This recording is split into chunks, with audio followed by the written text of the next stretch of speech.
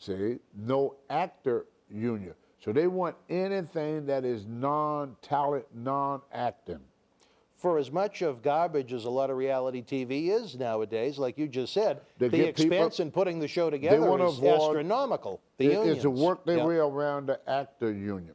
See, I was didn't never join, but I did a commercial for Carl Jr. out in Los Angeles. Did you really? Yeah, years I ago, didn't know back in that. the early '80s. Carl Jr. Carl's Jr., the Carl fast food Jr. place. Yeah, fast food place. I did a commercial there one time, and the guy told me that to join the actor union at that time was $600, but I don't have to pay.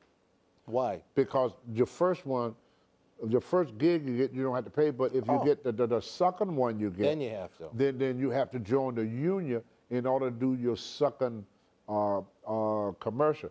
And it was a 10-hour day. Really? It was a 10-hour day, and it was a minimum pay. What did you get for a payday for the Carl's Jr. commercial? If I'm not mistaken, for doing that, for that day, was like maybe about $1,200. It's not bad. But it was how a many different ways could you describe a hamburger in 10 hours? Well, you won't believe it, but that lady made that hamburger about at least 200 times. Really? They keep I never saw filming the commercial. What well, happened what they do, they would make that hamburger up. They film it. Okay, I would look at it. No, do it again. So she take that hamburger, she throw it away, she make another one. It was fresh. Film it. You ever know how they look in the picture? And then when you buy it, it don't look like that. Nothing like when you go to McDonald's, when you unwrap the sandwich and it's this flat compared to on TV. And you see it on TV all puffing up. Like she would puff up that ladders and stuff. And she would even put little toothpicks in to hold things so it could come, like instead of being like this, it's like this. Did they use hairspray? I think someone told me that they use hairspray as a gimmick on food. I don't remember all they do, but I remember it took her an hour to make that damn hamburger. So what did you and the hamburger do in the commercial? They throw them in the trash. No. They didn't do that in the commercial. What was the skit? We were two football players. Who was the other? Who was in it with you? Oh, it was some big white guy. Some actor. Yeah, or something. it was okay, an not actor, a wrestler. but big guy. And what they like about me, when I went down for the interview, they gave me the script and what I was supposed to say. And you're not good with the scripts. Well, no, it was just one or two lines. Okay. It wasn't like a. It wasn't a Vince script. Yeah, it wasn't, and this is what I was supposed to say. And so I just said it, and they said, "Wow, you good." And I said, "I do it on TV all the time." So it was something like, Tony, go cut a commercial. I mean, for a wrestler, that's okay. We cut promos all day. And the skit was pretty much the same they do in wrestling. Tony, you're going to wrestle Dan Morello. You're going to be in the Boston Garden on January the 5th. You got 30 seconds. So I go cut an interview for that. So that was ad-lib. You were easier to work with than the hamburger.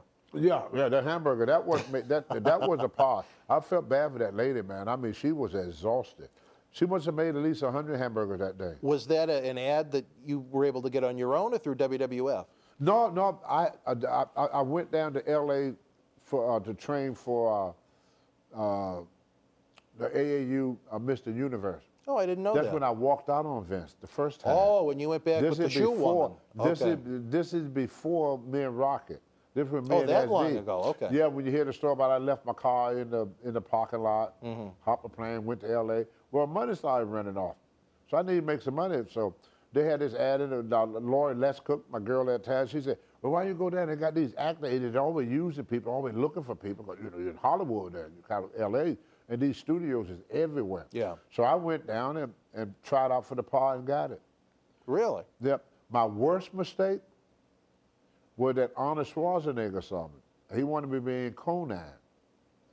And he gave me the card and told me where to show up. He written everything on his number and everything was on the front of the car, on the back with the address and time for me to be there.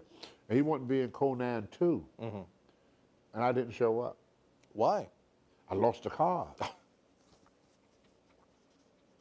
I lost the card. Well, you know what? That's a very valid reason, I guess. And he tells that story to people. Arnold still tells it? Really? Yep. Last time I saw him, he was telling that story. He said, I'm trying to get that guy in the movie. He used to call me Triceps. Really?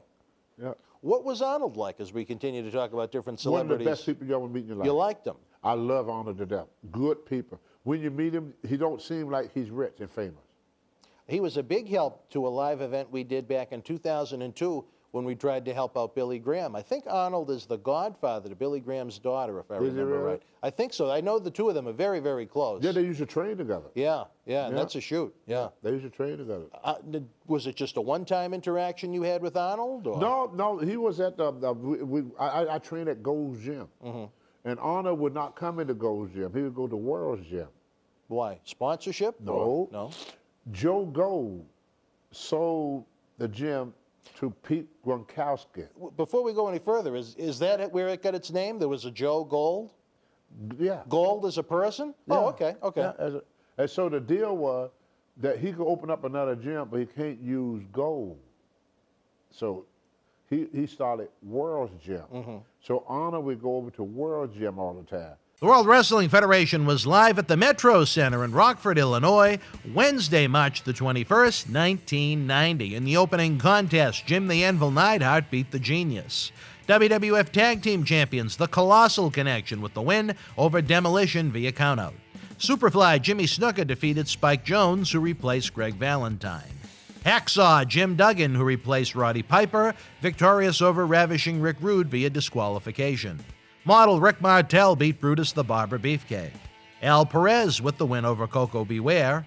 And in the main event, the Big Boss Man defeated Mr. Perfect. If you were in Rockford Live, share your memories in the comment section below. Use the links in the description box to keep Wrestling Legends working in our eBay store and on our acclaimed Patreon streaming service so we can bring you more interactive superstar shoot interviews to relive the good old days of professional wrestling. Check it out. Boston Wrestling Sports in the MWF explodes into a new year with professional wrestling content galore and need you to join our family. Every Tuesday night at 10 p.m. after our Monday Night Raw review, it's Wrestling Insiders at your house with WWE Hall of Famer Mr. USA Tony Atlas. Wednesday nights at 10 p.m. after NXT and AEW, join rotating legends on Wrestling Insiders Special Edition. Every Thursday night at 10 p.m. after our NXT and Dynamite review, it's Marty Jannetty's no-holds-barred sex, drugs, and rock and roll journey on Wrestling Insiders Party with Marty. Friday night after SmackDown, don't miss John Cena Sr.'s Wrestling Insiders Fabulous Fridays. Plus, look for classic clips, history videos, bonus live episodes, pay-per-view, watch-alongs, and more. For less than a cup of coffee at Starbucks, get early ad-free access to our Wrestling Insider talk shows, our acclaimed studio shoot interview DVD library, and help keep wrestling legends working during the worst of times. Join our growing family at patreon.com/Boston Wrestling.